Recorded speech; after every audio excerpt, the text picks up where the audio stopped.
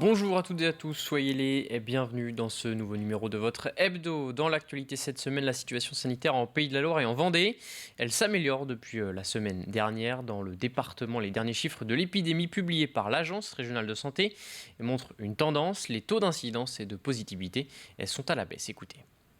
Le confinement a mis du temps, mais désormais, il produit ses effets. Le taux d'incidence est franchement orienté à la baisse. Le taux de positivité est également orienté à la baisse. Mais le déconfinement ne pourra survenir que si la situation continue de s'améliorer. Et tout le monde compte sur les effets et l'impact de la vaccination pour prendre le relais des mesures de confinement. Les effets de la vaccination, ce sera au mieux au début de l'été. Et d'ici là, il nous reste vraiment que les mesures de prévention à appliquer.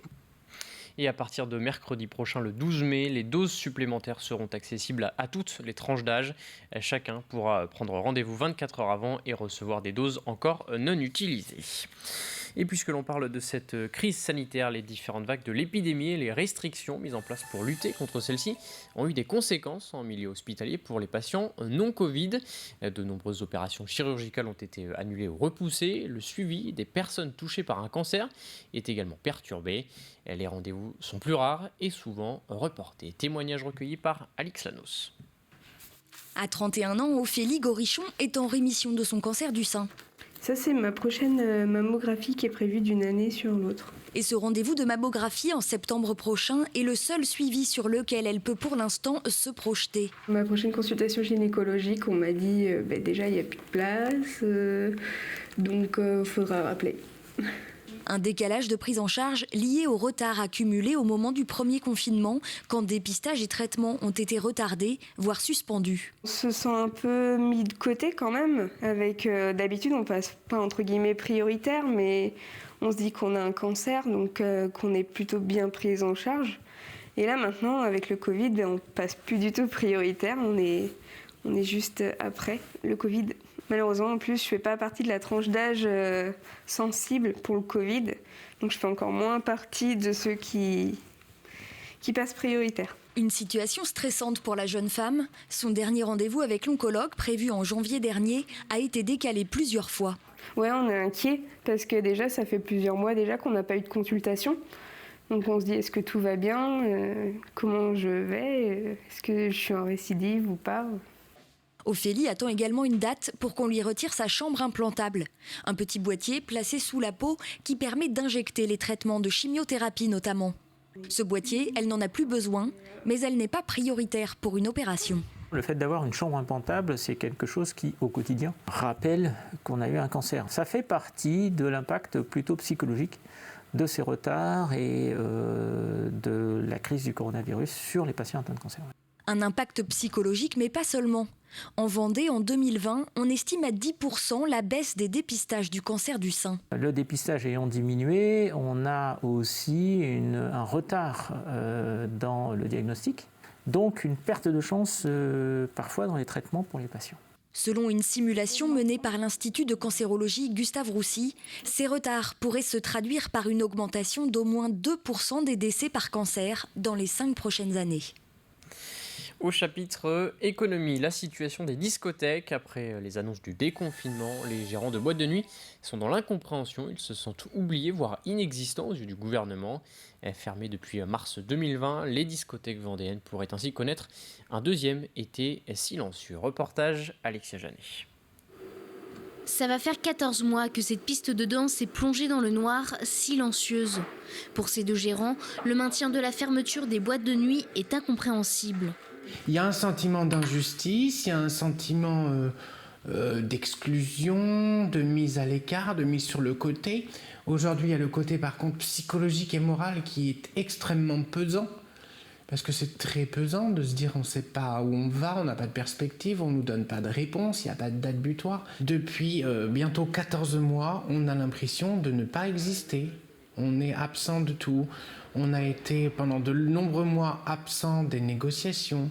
En Vendée, sur la vingtaine d'établissements, 2 ne rouvriront pas leurs portes. Une situation qui devient compliquée financièrement, malgré les aides de l'État qui représentent un palier de 10 000 € par structure et par mois.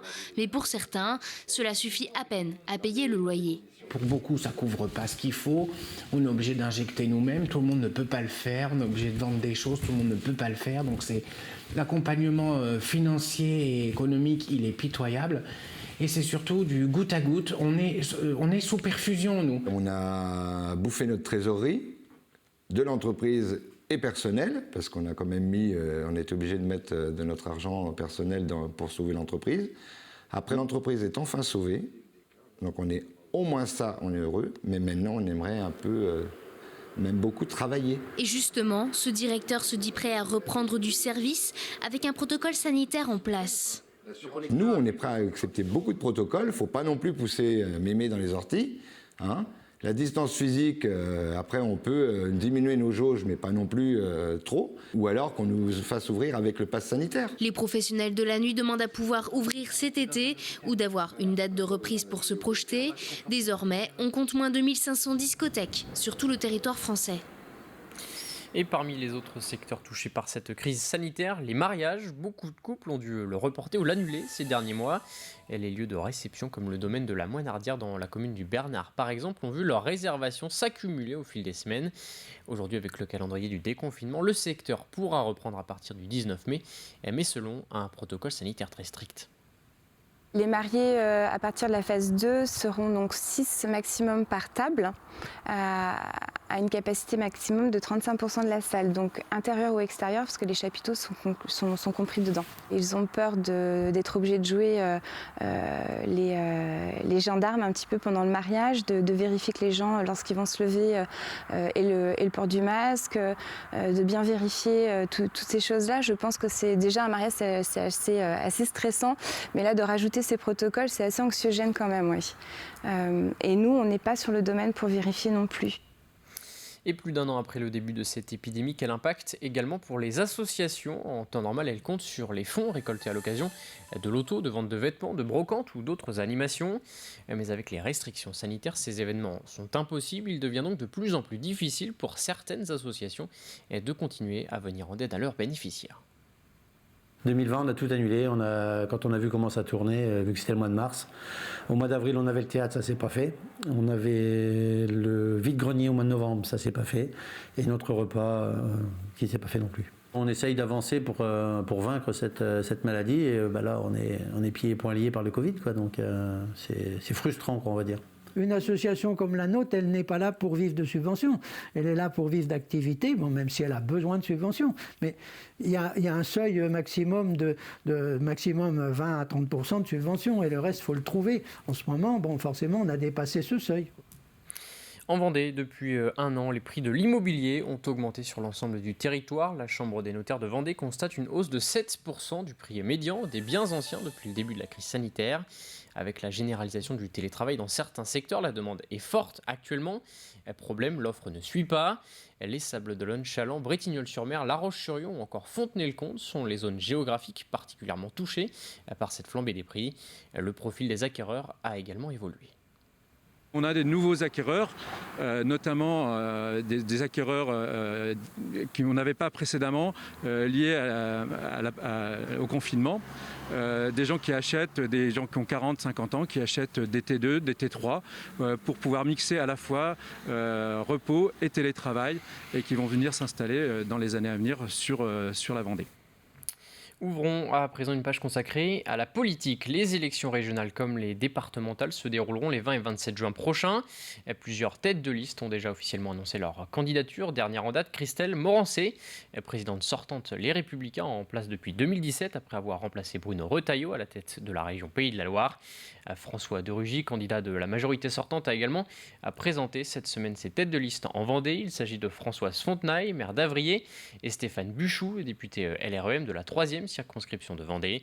Elles sont aussi candidats à la région, Guillaume Garot, soutenu par le Parti socialiste et le Parti communiste français, Mathieu Orphelin avec une liste écologiste et insoumise, Hervé Juvin pour le Rassemblement national, Cécile Bell de GC pour Debout la France ou encore Eddy Lebelair pour Force ouvrière. Et puis toujours en politique, les élections départementales justement, les 61 binômes sont officiellement candidats, sont désormais connus. 34 sièges de conseillers départementaux sont en jeu pour un mandat de 6 ans. Les précisions de Samuel Grasset.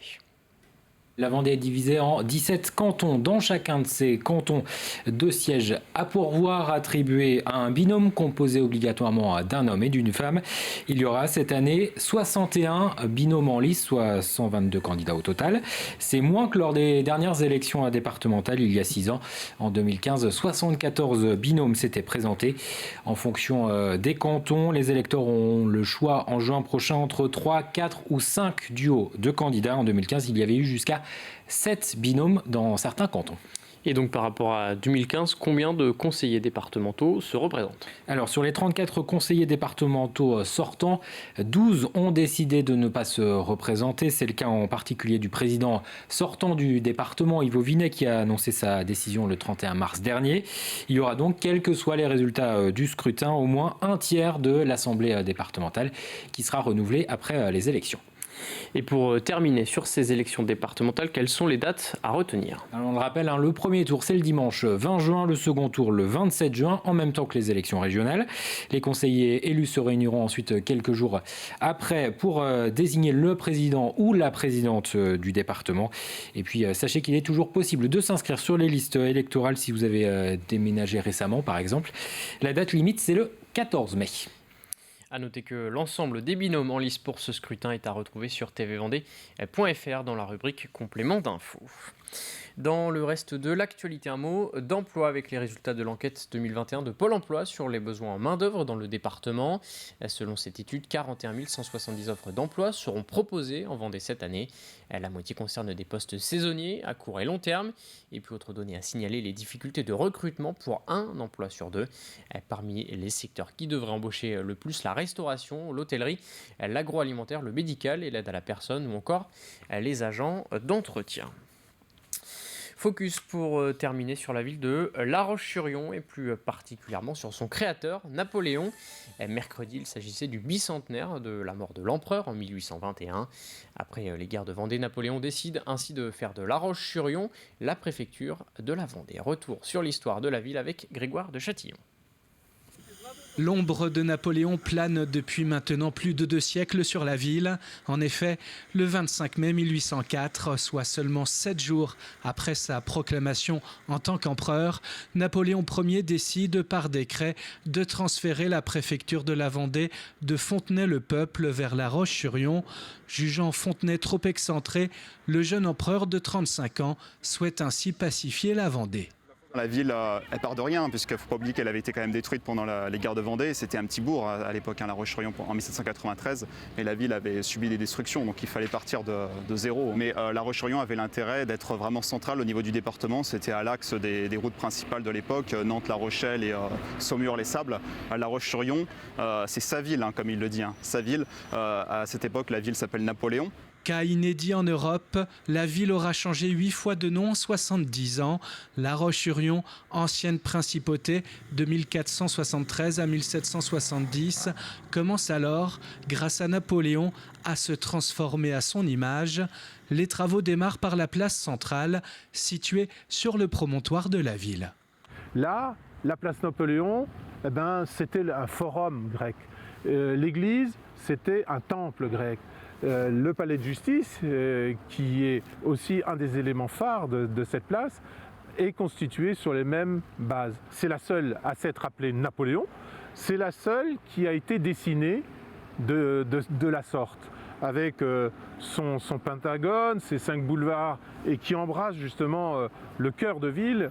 Comme un phare au point le plus haut de la ville, la statue équestre de Napoléon, érigée en 1854, domine les 4 axes principaux menant vers le chef-lieu du département, autrement dit vers la capitale de la Vendée, la capitale des Vendéens depuis 1804, ce peuple de géants comme Napoléon aimait les appeler. C'est la fin de cet hebdo. Merci à tous de l'avoir suivi. Rendez-vous lundi pour un nouveau point sur l'information de 7h à 9h dans la matinale. Très bonne journée et très bon week-end sur TV Vendée.